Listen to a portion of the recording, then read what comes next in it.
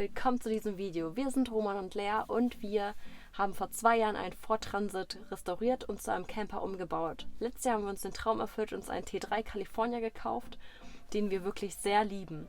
Dazu gibt es ein Video, wo wir euch 6 Gründe nennen, was wir an dem lieben. Und heute teilen wir euch mit, welche Sachen wir an diesem T3 hassen. Die erste Sache, die wir am T3 hassen, ist es, dass die Ersatzteile immer seltener werden und somit auch immer teurer werden. Das heißt, beziehungsweise gibt es für einige Sachen gar keine Originalteile mehr. Man muss immer selber Sachen improvisieren, selber basteln. Und wenn es die dann gibt, dann sind die wirklich, wirklich teuer. Zum Beispiel kostet dann irgendwie so ein Blechstück einfach mal 100 €, was sonst vielleicht bei einem normalen, gewöhnlichen, modernen Auto irgendwie 20 € kosten würde. Also es ist teilweise wirklich schon sehr, sehr, sehr teuer.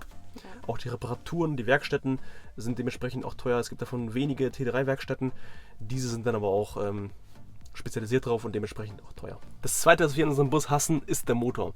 Naja, einerseits lieben wir ihn ja richtig dolle, wir lieben den Sound, wir lieben dass er eigentlich hinten sitzt, das ist eigentlich mega cool, aber es gibt leider auch was daran, was nicht so gut ist. Und zwar ist das die Leistung bzw. die Geschwindigkeit. Wir schonen den Motor und fahren deswegen meistens immer nur so von 80 bis 90 km/h und versuchen auch, die Drehzahl unter 3000 Umdrehungen zu halten. Das klappt auch meistens ganz gut.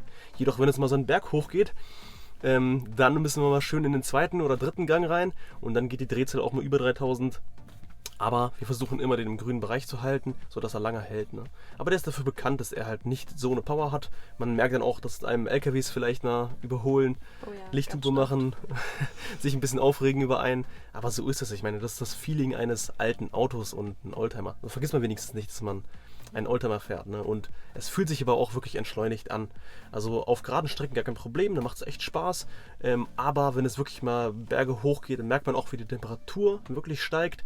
Ich habe aber auch noch vorne eine Temperaturanzeige angebaut, sowie eine Öldruckanzeige. Damit kann ich ja immer überwachen, wie die Temperatur gerade ist und ob ich den Bus vielleicht ausstellen soll und er eine kleine Pause braucht, wenn wir mal Serpentinen hochgefahren sind und es irgendwie 30, 40 Grad Außentemperatur ist. Was eine ganz lustige Situation war, zum Beispiel, wenn man sich das vorstellen kann, was es wirklich heißt, langsam den Berg hochzufahren. Als wir auf Sardinien waren, da war da eine Steigung, ich glaube, von 12%. Also es war wirklich schon richtig steil. Und da sind halt sehr viele Radfahrer unterwegs. Und dann hat uns auch ein Radfahrer einfach überholt, als wir den Berg hochgefahren sind. Und das war kein E-Bike. Nee, das war kein E-Bike, das war ein Rennradfahrer. Aber ist halt einfach witzig. Und man genießt dabei auch die Landschaft. Ich meine, das ist einfach so dieser Stil, den man damit verbindet, wenn man ein T3 fährt. Es ist halt langsam. Man muss halt auch mal rechnen, wenn wir Google Maps eine Route machen, wissen wir immer so, ja, du kannst 20% der angegebenen Zeit oder sogar ein Drittel dazu rechnen. Das heißt, du brauchst einfach immer länger, wenn du halt dann 80 km/h fährst. Man könnte den auch mit 120 fahren, das ist die Höchstgeschwindigkeit, aber dass das nicht gut für den Motor ist, das kann man sich denken, weil er immer an der Höchstgrenze arbeitet. Ne? Also alles in einem, ein schwacher Motor, den man pflegen muss. Was noch ein richtiger Nachteil ist, dass die Motorklappe. Wenn wir auf Reisen sind, haben wir meistens entweder Fahrräder dabei oder Fahrräder und eine Heckbox. Und die Heckbox, die wiegt einfach mega viel. Das heißt, wenn wir an unseren Motor kommen möchten, dann müssen wir beide die Heckklappe hochstemmen, mit dem Stock dann dort aufstellen, weil die Federn, da hält, glaube ich, gar keine Feder, was wir da immer hinten in der Heckbox haben. Und dann muss man, wenn man den Kofferraum offen hat, muss man die Decken nach vorne tun, dann muss man die Matratze wegtun, die Dämmung muss weg und dann muss man die Motorhaube aufmachen. Und wenn man dann noch an den Motor ran muss, wenn es warm ist, dann ist die Heckklappe auch mega heiß und es ist unangenehm, dort ranzukommen. Und dementsprechend auch mal an kälteren Tagen ist es halt so, dass jedes Mal, wenn man an den Motor ran möchte, ist halt das Fahrzeug komplett offen und wenn man mal hier drin sitzt, vielleicht auch mal mit einem Kind oder so und was mit dem Motor ist, dann ist es einfach kalt, es zieht kalte Luft rein und das ist ja nicht so cool. Und wenn es mal richtig heiß ist und man richtig weit gefahren ist, dann hat man richtig schön Bodenheizung von unten vom Motor, wenn man schlafen geht. Auf die Matratze Deswegen immer ein paar Stunden stehen lassen, sodass er ganz abkühlt. Ja, dann ist wirklich warm. Das dritte, was wir in diesem Bus hassen, ist unsere Küche. Klar, wir sind mega froh, dass wir überhaupt eine Küche haben. Wir haben hier laufendes Wasser und ein Herd. Ist richtig cool. Aber die Küche ist halt richtig tief und das Waschbecken ist klein. Es ist halt echt schwer, dort ein bisschen größere Sachen abzuwaschen. Deswegen machen wir es meistens immer irgendwie, versuchen es draußen zu machen oder auf dem Tisch. Aber gerade jetzt, wenn Roman zum Beispiel an die Küchenzeile rankommt, ist für ihn die perfekte Höhe, wenn er auf Knien steht. Also wenn er kniet, dann ist die Küchenzeile optimal hoch für ihn. Und klar, man kann sich nicht beschweren, das ist immer noch ein Bulli und dadurch, dass er so viele Fenster hat, muss sie auch tiefer sein. Und den gibt es ja auch in der Ausführung ohne Hochdach. Und deswegen muss die Größenmaße irgendwie angepasst sein. Ist halt cool, dass man eine Küche hat, aber uns nervt es schon ein bisschen, weil es so ein... Beim Zähneputzen gerade, ne? Genau, so ein bisschen gekrepelt dort hinten in der Ecke. Das vierte, was uns an dem T3 nervt, ist, dass es immer was zu tun gibt. Also immer. Sei es jetzt Rost, das ist ja sowieso ein bekanntes Problem. Der T3 rostet einfach an jeder Ecke. Unser ist wirklich noch gut in Schuss, hat wirklich einen super, super Zustand, deswegen müssen wir da relativ wenig machen. Aber trotzdem gibt es so Punkte, die man immer im Hinterkopf hat, wo man weiß, die nächsten Jahre kann was kommen und da muss man vielleicht mal ran schweißen. Aber ansonsten gibt es halt wirklich immer etwas zu tun. Wir haben immer Projekte, die man am T3 machen kann, weil immer etwas kaputt geht, immer kann man etwas verbessern, optimieren. Also da wird einem nie langweilig. Kann aber auch ein Vorteil sein, weil man dann einfach nie langweilig wird und man auch immer was dazulernen kann. Ne? Genau. Aber es nervt manchmal schon, weil man immer denkt, man ist halt niemals fertig. Das 5., was wir in unserem Bus hassen, ist, dass er nicht wintertauglich ist. Es gibt mehrere Sachen, die dazu sprechen, dass er nicht wintertauglich ist. Und das erste ist einmal der LPG-Tank. Also es ist mega cool, den zu haben. Aber es ist so, dadurch, dass er bei uns Unterflur ist es so, dass er ab 0 Grad, wir haben es halt gelesen, dass sich das Gas dann verflüssigt und dann kann man es nicht mehr gebrauchen. Also das heißt, wir können dann nicht mehr kochen und nicht mehr unseren Kühlschrank betreiben.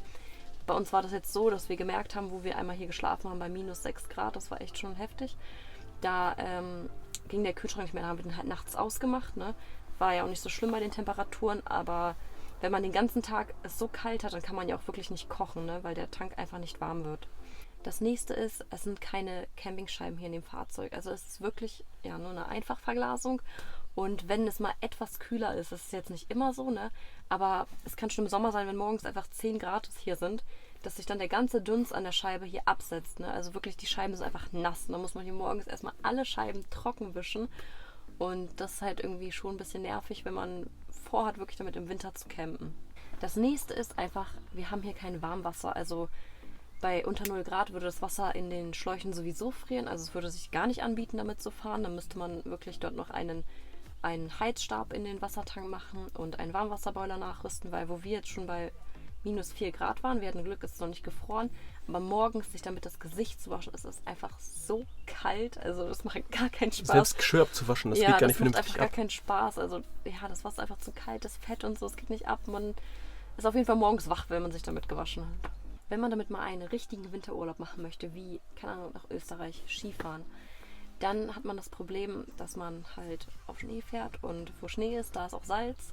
Und wo Salz ist, da ist auch Rost. Und da der T3 einfach schon generell sehr anfällig auf Rost ist und keine Ahnung, wenn man ihn wirklich lange fahren will, dann bietet es sich einfach an, mit einem T3 keinen Urlaub zu machen, wo irgendwie noch Salz auf der Straße liegt oder allgemein im Frühjahr, wenn dann noch ein bisschen Salz vom Winter liegt, dann frisst es sich einfach in das Blech rein und man hat dann einfach später nur schneller Probleme mit Rost. Und das wollen wir halt vermeiden, deswegen fahren wir wirklich nur mit dem T3 raus, wenn kein Salz mehr auf der Straße liegt. Man kann dem ein bisschen vorbeugen, indem man einfach oftmals eine Wäsche macht, eine gute Wäsche zwischen den Fahrten oder nach dem Urlaub auf jeden Fall. Aber trotzdem geht alles durch den ganzen aufgewirbelten, durch die ganze aufgewirbelte Feuchtigkeit, dringt alles einfach in die Hohlräume ein und da rostet es dann. Ne? Das letzte, warum Wintercamping gerade aktuell bei uns nicht möglich ist, ist die Standheizung. Die ist original, das ist eine Eberspecher Standheizung, aber man weiß, dass alle 10 Jahre sollte die Brennkammer getauscht werden. Auch hier ist es wieder so, dass die Brennkammer nicht mehr verfügbar ist, also muss man quasi umrüsten und das haben wir auch bald vor. Jedoch wäre es so jetzt zu gefährlich, die Heizung bei Nacht anzuhaben, weil es können giftige Gase in den Innenraum eintreten und man kann einfach so einschlafen und nie wieder aufwachen. Das wollte man sich nicht antun, deswegen schlafen wir immer, wenn es mal ein bisschen kälter ist, mit Standheizung aus. Schafft man, auch bei minus 4 Grad. Wir haben es noch überlebt. Das Gute ist auch, dass der Kühlschrank, der hat also eine Öffnung und warme Luft von ihm kommt auch rein. Das kann ein Nachteil sein, wenn es richtig warm ist, aber wenn es kalt ist, ist es auch ein bisschen gut. Weil die Seite der Fenster beschlägt dann auch nicht. Es kommt, wie gesagt, ein bisschen Wärme rein, die Abgase gehen trotzdem nach außen. Nur die Fenster von der Schiebetür beschlagen. Das war's mit diesem Video. Wir hoffen, dass es euch gefallen hat und ihr dort ein paar Sachen rausnehmen konntet, die für euch vielleicht für die Kaufentscheidung wichtig sind oder dass ihr einfach wisst, wenn ihr euch ein T3 kauft, was euch da erwartet. Und bis zum nächsten Mal. Ganz kurz noch dazu, die Sachen, die wir im T3 lieben, überwiegen. Deswegen gibt es davon auch 6 Dinge und von denen, die wir hassen, gibt es nur 5. Genau. Das heißt, Trotzdem überwiegen die Sachen am T3, die positiv sind. Deswegen kauft euch einen T3. Genau, lasst ein Abo da. Bis zum nächsten Mal.